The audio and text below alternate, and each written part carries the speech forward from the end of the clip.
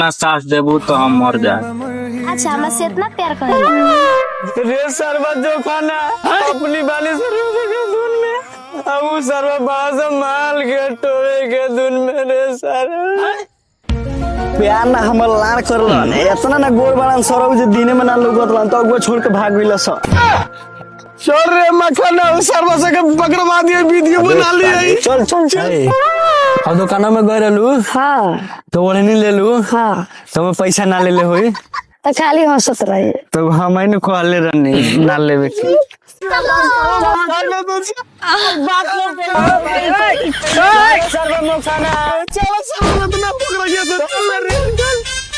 ना रे सारवा लबरई बोलता एकर माई दुकानवा वाला से फंसल रही वही से पैसा ना मांगे। तू तो बड़ा लबराई बोलत रहो भैया। का बोल भैया सुखन का बोल भैया सुखन सुखन अरे उठना रे का भर सक कहीं जो डाउट रख उहे डाउट भइल भैया बोल भैया एकरा कोनो लड़की के भैया कह देवेला त एकरा मिल गया देला जोखान हां मकन रे सारा पूरा माजा लूट के पूरा माटी कोड़ देला सरी चल चल चल